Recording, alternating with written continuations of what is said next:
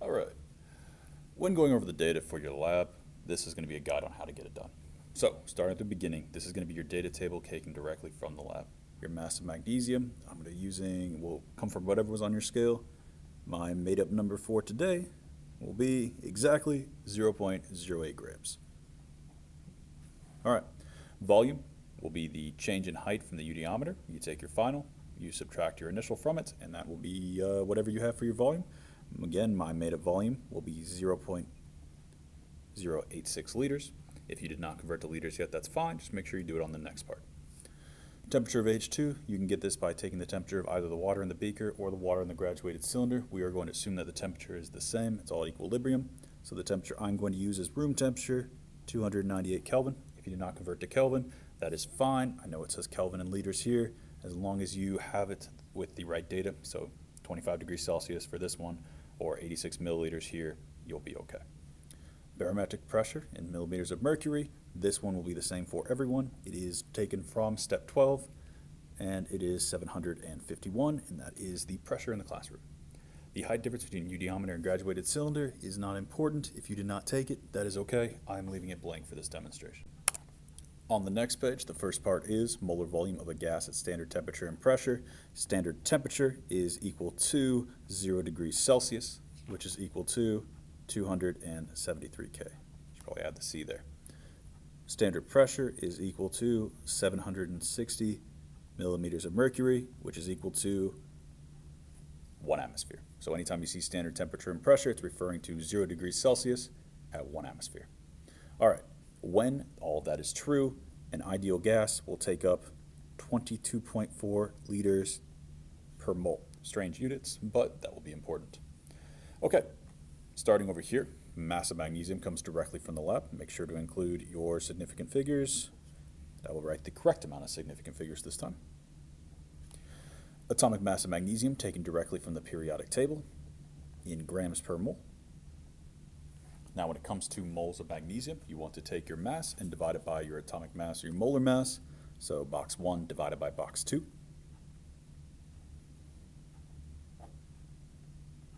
You do not have to do the math on this paper.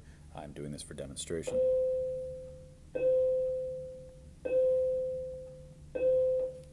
Okay. When it comes to moles of H2, use stoichiometry. Stoichiometry means the molar ratio. So basically what I'm saying is, for every mole of magnesium, how many moles of H2 should I have? And the coefficients from the equation for magnesium and H2 were both 1, which means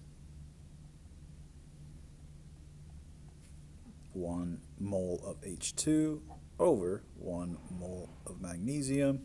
1 times 1, I'm going to have the same answer. Moles of hydrogen. There we go.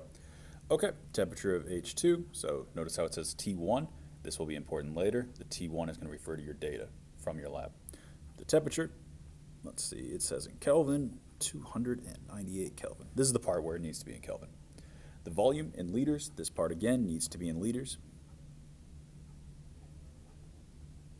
Barometric pressure needs to be in millimeters of mercury. If this one is in atmospheres, you converted it, that's fine. All right, pressure of H2O. So this is partial pressure. You'll notice this is total pressure, T. Dalton's law is total pressure is equal to all of the partial pressures added together. The partial pressure of water, it says here equation 5, we are actually going to use 3.4 in our notes. It's in the ideal gas law notes, and you will see that water is there from 0 to 100 degrees, the pressure increases, which makes sense. At 100 degrees Celsius, we would expect all the water to be boiled, which means we would expect all of this to be water vapor.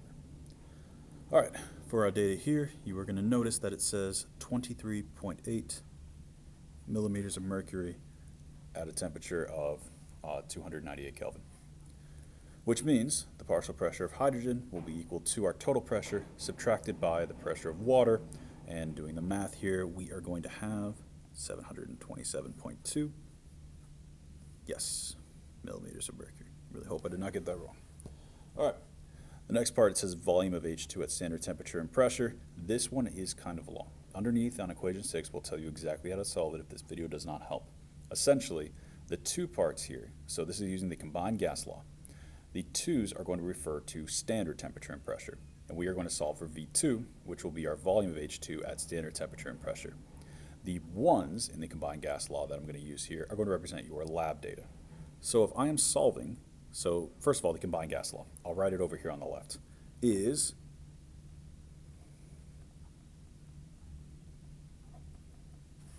this. So I am solving for V2 right there, which means I'm going to move P2 down here, and I'm going to move temperature 2 up here, and I'm going to solve this equation. V2 equals P1 V1 T2 divided by T1 P2. Like I said, the P2 I divide, the T2 I will multiply by, and I will end up with this. Now, I am not going to do the math for this, but I want you all to plug in for the ones your lab data from up here, and then T2 and P2 from up here. Okay. All right, molar volume of hydrogen gas at standard temperature and pressure. Your data is going to be 22.4 liters per mole because we assume it is an ideal gas, and hydrogen is about as close as it gets to an ideal gas. And then we get to our percent yield. The formula for percent yield, as a reminder, is our actual data divided by our theoretical and then multiplied by 100%. Which means if I know that there's this many liters per mole and I have the volume, in order to get the actual, I need to take my V2 and divide it by 22.4.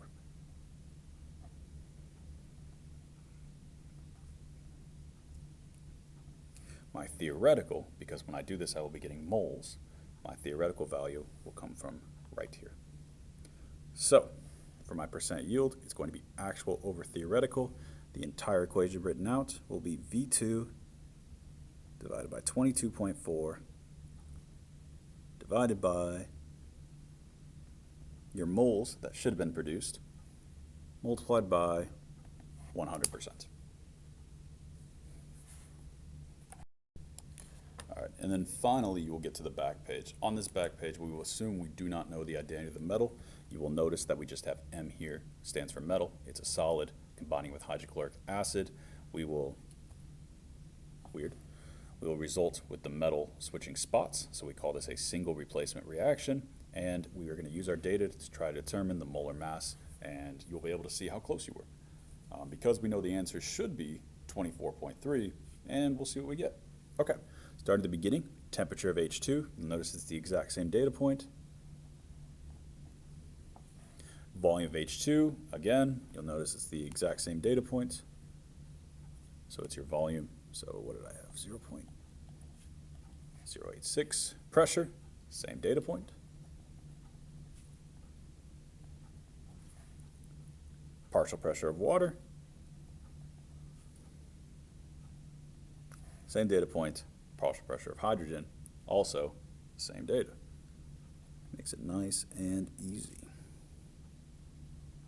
Okay, moles of H2. Your hint here is ideal gas law. Remember, you are solving for moles, which is right there.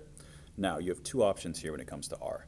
Either you can use the R value that you need with millimeters of mercury, or you can convert this to atmospheres and use the R value from your equation sheet.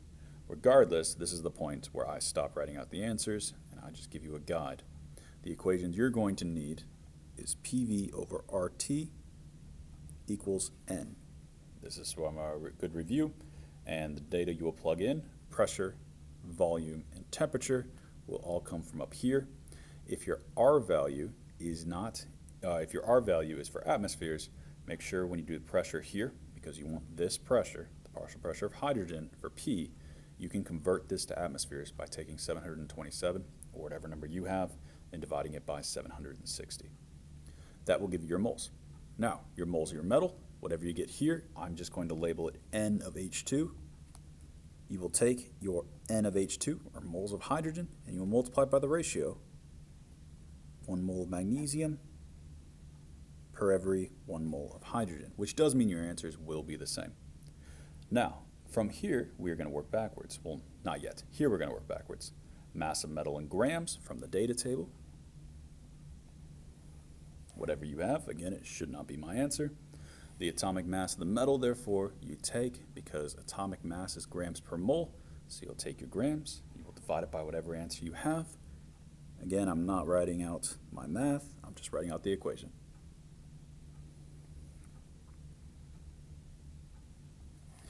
Now, you're going to have to do it for both trials. And once you have it for both trials, your average value will be here. Do the average value, you take your molar mass of each one, molar mass 1 plus molar mass 2, oh my goodness, and you'll divide it by 2 because you're taking an average. All right, if you have any questions, let me know.